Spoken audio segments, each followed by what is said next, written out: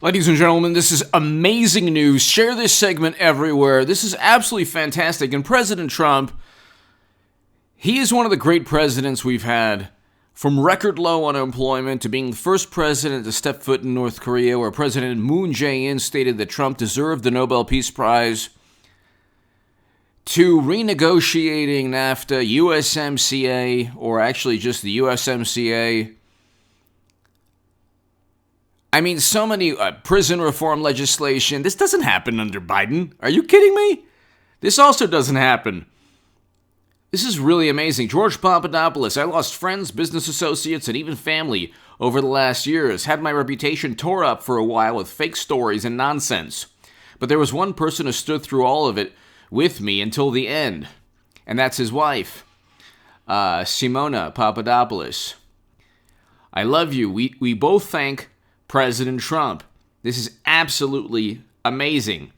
And Simona Papadopoulos tweeted out, "Thank you from the bottom of my heart, President Trump, for pardoning my husband, George Papadopoulos. I must confess I am crying right now.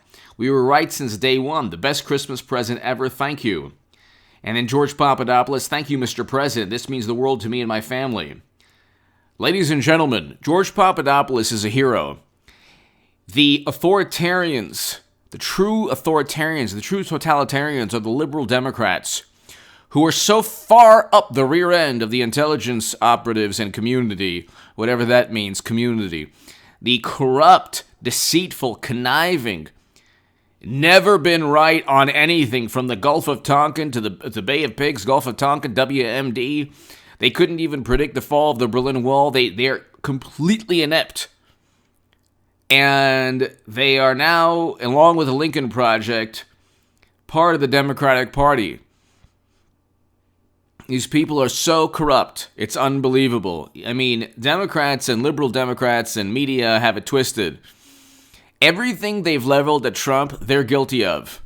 They're the ones who got from the Clinton Foundation tens of millions, well over $100 million from a company that eventually became part of the Russian government. The Clinton Foundation got money from millions from Uranium One. They're the ones. And, I mean, you have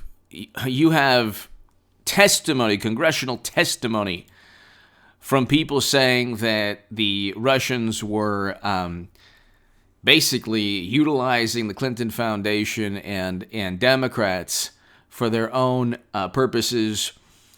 I mean, we have so much. We have the Democratic Party, what they do, and media is they level accusations at others for crimes or things that they're guilty of. That's what they do. So you had the Uranium One scandal where 20% for a moment, 20% of U.S. uranium capacity was allowed to be sold to Vladimir Putin. This is a fact. Factcheck.org does not dispute this. They dispute that, Clinton gave it. But see, again, Robert Mueller was the person in charge, the FBI director when all this went down. There's also an interesting, I mean, we can go on forever, but there was a really interesting, before we get to, 15 pardons, ladies and gentlemen. President Trump pardoned George Papadopoulos and 15 other people. I mean, amazing news. October 25th, FBI informant in Obama-era Russian nuclear bribery cleared to testify before Congress. The Justice Department. So there was a gentleman who, this was really interesting, and I can't believe I forgot his name. But he was one of the people who, you know what? Hold on, I'll tell you right now. Hold on one second. Hit subscribe to this channel. Let's get to 200,000 subscribers. The algorithm was hitting this channel hard. Hold on one second. Hit subscribe. Get all notifications right this second. Tell your friends about this channel. President Trump pardoned 15 people. God bless President Trump. Man of integrity. Everyone who has said anything bad about President Trump is either a good person who's been brainwashed or a deceitful, conniving who doesn't understand how politics works. But here, hold on one second. William D. Campbell. So before we get to, in his first on-camera interview, William Douglas Campbell told The Hill he was interviewed for about 5 hours in December by FBI agents from Little Rock, Arkansas. Of course, the FBI did nothing because they're in the tank for the Democratic Party. A lot of great FBI agents. We all know that they're in the tank for the Democratic Party. James Comey, and now you have Christopher Wray. They know exactly what media, like Democrats, intelligence operatives, Christopher Wray, James Comey. Well, Christopher Wray, I'm not so sure of, but James Comey, 100%. They gravitate all. John Brennan, James Clapper. These are people who lied under oath, committed to perjury, set up and framed people like George Papadopoulos. Papadopoulos did not conspire with Russia. Here's a little message to Democrats. You tinfoil hat, completely absurd narrative perpetuated by the most idiotic, sad, and pathetic people that Facebook ads swung the election, or that the DNC hack showed that Debbie Wasserman Schultz cheated Bernie Sanders, which is exactly why Debbie Wasserman Schultz was forced to resign in disgrace. So there's so many competing propaganda spins, but here, an undercover informant who helped the FBI prove Russia's uranium industry engaged in criminal activity says congressional Democrats' recent attacks on his credibility were insulting to his medical disability and ignored the fact that agents recently asked him for fresh testimony about former President Clinton and Hillary Clinton. It was Bill Clinton, according to Newsweek. Just really quickly, before we get to George Papadopoulos, amazing. Bill Clinton met with Vladimir Putin. Bill Clinton, Putin, uranium deal. So Bill Clinton met with Putin at his home. Did you know this, Democrats? You sad Democrats. Bill Clinton sought State Department's permission to meet with Russian nuclear officials during Obama uranium decision. And you have Newsweek, Russia uranium investigation. Bill Clinton met with Putin after asking to meet top nuclear industry officials. So you have William D. Campbell saying that Russian lobbyists were bragging about their influence over President Obama's administration and the Clinton Foundation. That's in The Hill. In Newsweek, you have Russian uranium investigation. Bill Clinton met Putin after asking to meet top nuclear industry officials. Do we have that? Do we have that testimony? Of course we don't. Or do we have those transcripts or what he talked about? Of course we don't. Bill Clinton can meet with Putin, but it's Trump who's the Putin puppet. How does that work?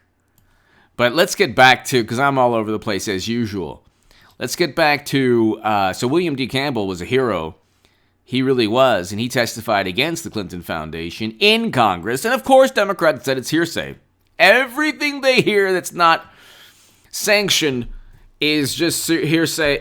Everything that is alleged against them is hearsay, but anything alleged against Trump must be investigated, whether it's a dossier or absurd nonsense for Brennan, who literally stated, "I don't do evidence, I do intelligence," but here, Trump announces wave of pardons, including George Papadopoulos. So this is fantastic, including lawmakers Hunter and Collins. Okay, so this is CNN. I can read other sources, but here, CNN, President Donald Trump on Tuesday announced a wave. Oh, here we go. President Donald Trump on Tuesday announced a wave of lame duck pardons, including two for men who pleaded guilty. He was set up and framed. George Papadopoulos had a meeting with Alexander Downer. He had every right to have drinks with an ambassador. It's not a big deal. An ambassador of an ally of ours, Australia. An ambassador to Australia, Alexander Downer, or as he's known in the world, Alexander Dumbo Downer. And so he met with George Papadopoulos, and what did he do? And by the way, one of my favorite world citizens is an Australian citizen, Julian Assange, Australian citizen. But here, what did Alexander Downer do? He said, oh yeah, Papadopoulos knew about the DNC hack or about emails that they had, dirt on Clinton. George Papadopoulos, number one, never said anything about that. Number two, stated that that would have been misconduct. But here, so the whole thing was a setup based on hearsay and gossip. There was zero direct evidence. Papadopoulos is a hero. He fought against a very corrupt system. And you want to know who tried to torment him? Kevin Kleinsmith. Kevin Kleinsmith was indicted just a couple months back within Durham's probe, which is now a special counsel. So further vindication for George Papadopoulos is that there's a special counsel that is going to vindicate not only President Trump, but Papadopoulos and a whole bunch of other people, Michael Flynn. So we have a special counsel for the next 4 years. I think people forget about that. But here, the pardons of former campaign aide George Papadopoulos, former U.S. Congressman Duncan Hunter and Chris Collins, and 4 Blackwater guards involved in... Okay, so the other pardons, I'm not going to comment on. George Papadopoulos, that is a fantastic pardon. If there are liberals saying, oh, the Blackwater guards, oh my God, look what they did. You voted for the Iraq War and pushed for the United States to stay in those regions of the world. It was Clinton and Kerry and Biden who voted alongside Bush, Cheney, and Rumsfeld. You have zero moral standing on anything to do with Blackwater or any other issue. You're the ones on the far left who still want Americans to stay there. It was President Trump who wanted to remove our entire presence from that region. You stopped him. So you have no moral standing at all. The most immoral, the most morally inferior people are the wonderful, indignant, perpetually indignant liberal Democrats who were, on their best days, the most apoplectic, seething, and pathetic people on the planet, who say that, well, climate change, and then they vote for President Obama and Biden, who don't care about climate change at all. That's obvious. President Obama presided over the largest expansion of domestic oil and gas production, and he destroyed Libya. So he made up for presiding over the largest expansion of domestic oil and gas production, but also had a failed NATO intervention. But also included in the batch announced Tuesday was Alex van der Zwaan. That's good. The Dutch lawyer was sent. You know what? That Dutch lawyer should never have been sentenced, pleaded 30 days in jail, pleaded guilty to lying to Mueller investigators. Lying to Mueller investigators about something that has nothing to do with a fabricated probe should never have been a crime. The Mueller investigators were the most corrupt, deceitful people, and I hope John Durham's special counsel gets every one of them on the crimes that they almost certainly committed. But 2 Border Patrol agents, okay, convicted. Okay, so President Trump pardoned 15 people. No doubt you'll have Democrats saying, oh my God, Mueller. But guess what? Mueller is now still in the purview or within the mandate of Durham's special counsel. So Durham's special counsel that is ongoing at the moment, like literally ongoing, it is going to be, it's indefinite. There's no end date for the special counsel. John Durham's special counsel can indict Mueller himself if they find that Mueller committed a crime, which is possible. He should never have gone after George Papadopoulos. He was set up and framed. And, I mean, you look, ladies and gentlemen, and I think it's, 15 people? So Trump pardons 15, including convicted in Mueller probe. People convicted in Mueller probe. So, I have to say, the Dutch lawyer should never have been charged. They set him up in frame. He missed the birth of one of his children. I mean, the thing is, these people wanted retribution. They're the most deceitful, conniving, unethical, immoral people. And they're the ones who claim to go up against authoritarians. They are the authoritarians. They ban speech. They want to ban, they live off of groupthink. They worship the intelligence community. So George Orwell would have laughed at them. Would have viewed them as the biggest monsters of all time. The Democratic Party worships corrupt intelligence officials that don't engage in evidence. They engage in intelligence. John Brennan stated, I don't do evidence, I do intelligence. He literally admitted, he's like, I don't even do evidence. I do what we think, a hunch. Whatever the rumor of the day is, President Donald Trump issued pardons to 15 people, including those convicted in part of Special Counsel Robert Mueller's investigation. Jeff Sessions, the worst Republican of all time, should never have sanctioned a special counsel. I mean, you look at what President Trump had to deal with. He didn't even have, he needs a do-over. He needs to win in 2024.